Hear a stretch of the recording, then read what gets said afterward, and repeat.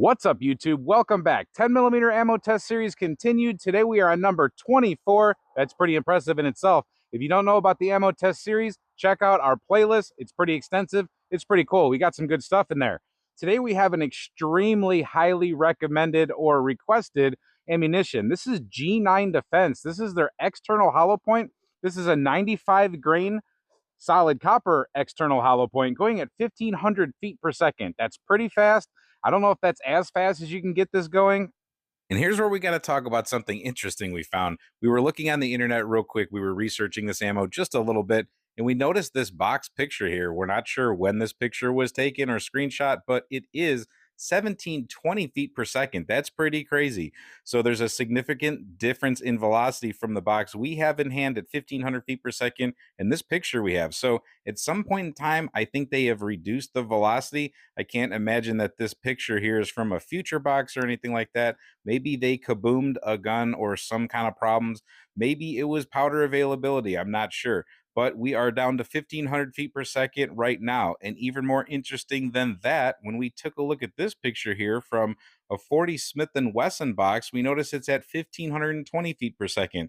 That's still 20 feet per second faster than the 10mm. Now, that's a 95 grain projectile, external hollow point, I'm assuming. And from the picture I saw, it looks like it's the exact same projectile. I could be wrong. It could be different, but still, something is weird here. Something happened. Something's not like it was. I just had to point that out because I'm sure there's a few people that have different boxes in their collection with different numbers than I have.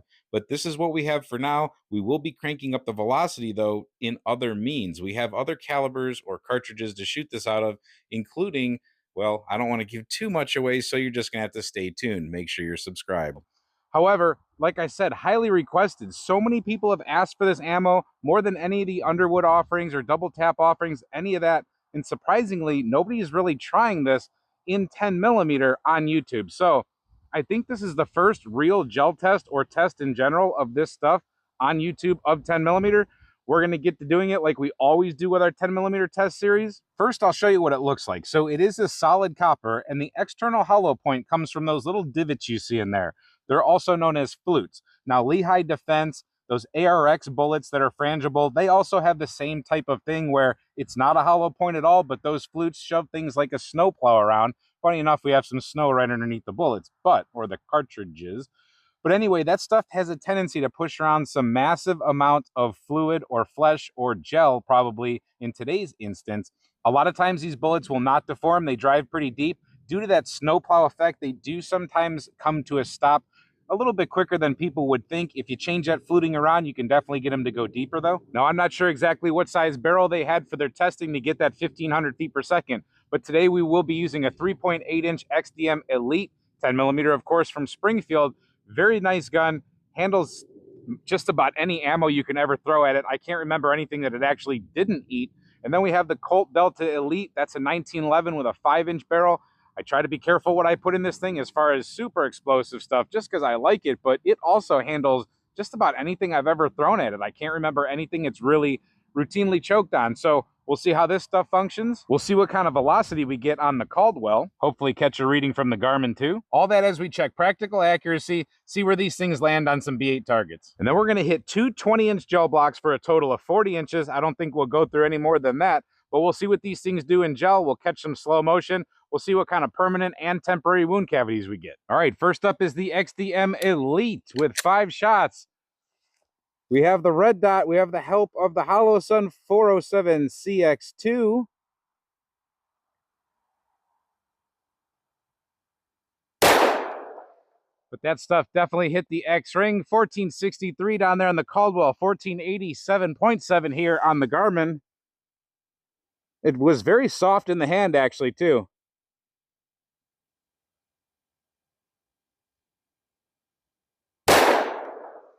And that seemed to go true to where I was aiming. 1492, 1521.8.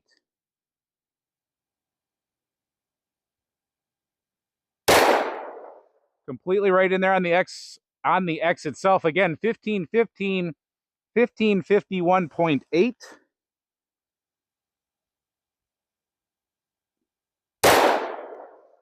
All right, again in the circle, 1539.9 here and 1508 up there.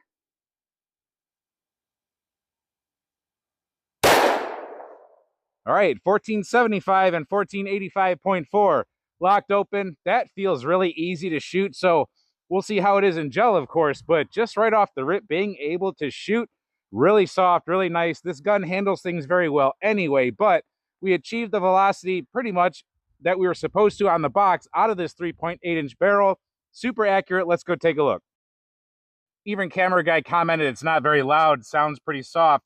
But there we go. We got them all in the X-ray and can't ask for more than that. But we are aided by the red dot, so it's kind of hard to screw up as long as you're shooting okay that day. For the most part, though, with this, we're definitely just checking to see if there's any crazy wildness, especially when we're using the red dot, because there is no excuses, and to check point of aim, point of impact. So we're good. All right, now we have the Colt Delta Elite 1911. And I forgot to tell you guys, I'm about 21 feet off that target. Now we're dealing with 3-dot white sights. See if I can do any good with this.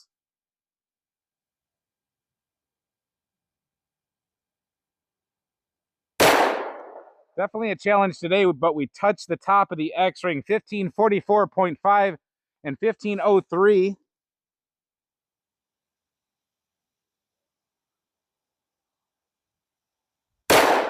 So feels real good out of this gun also. 1546 and 1604. So we got up to 1604 on that one. Awesome. 100 feet over expected. Hit pretty close to the last shot on that one. And when I say it's a little bit hard today, it's because of the lighting we have. I actually have my yellow glasses in, so I'm not really helping myself much with this current sight situation, but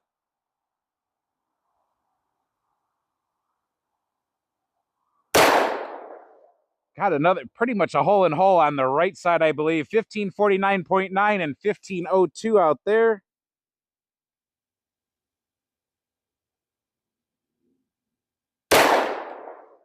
And 1595 here, and an error downrange.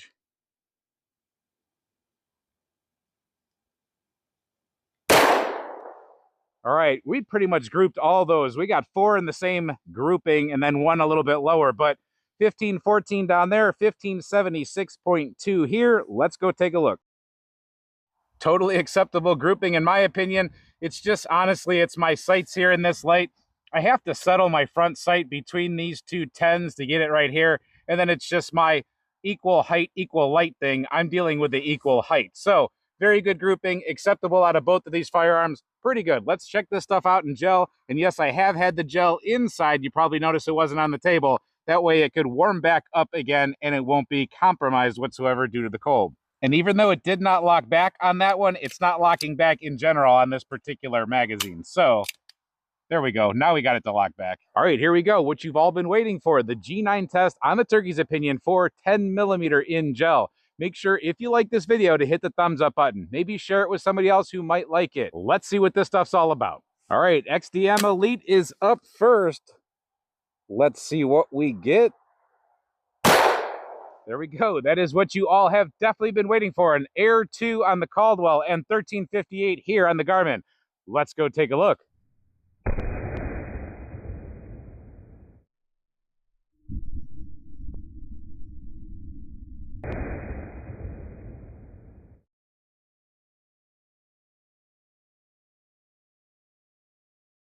There is the air, but here is where we did not err. We hit exactly where we wanted to in the face of that block. Let's check it out from the side with some measuring tape.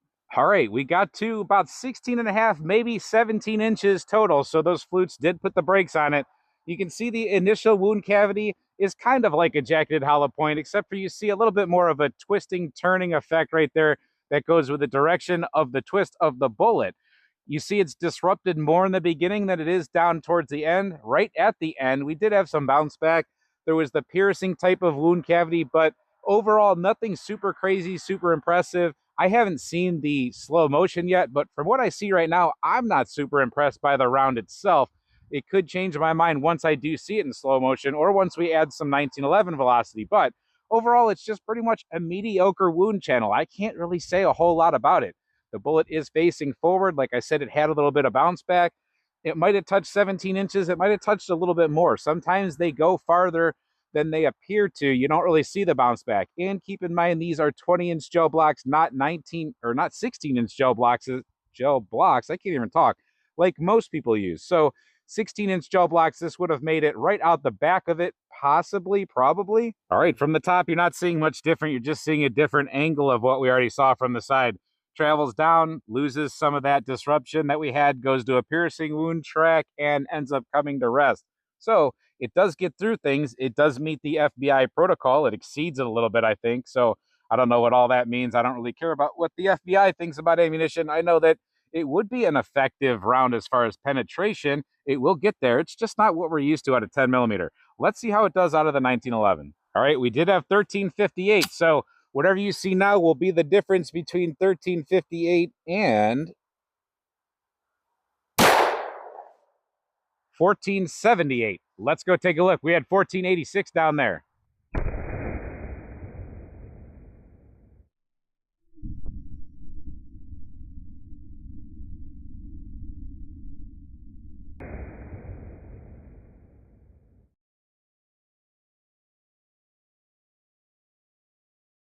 $14.86, and we did strike the block in a reasonable place to take a look. All right, so this time we got to a visible depth of 18 inches with a bounce back to pretty much the exact same place the other one landed at. They both landed at it right at about 16 inches, except for this new one here on the bottom. This one is facing backwards. So now we have a question of, does this stuff create a lot of its wound channel from pushing through things or by tumbling? Or does it just tumble right at the end when it gets to its final form down at the end with that piercing wound cavity?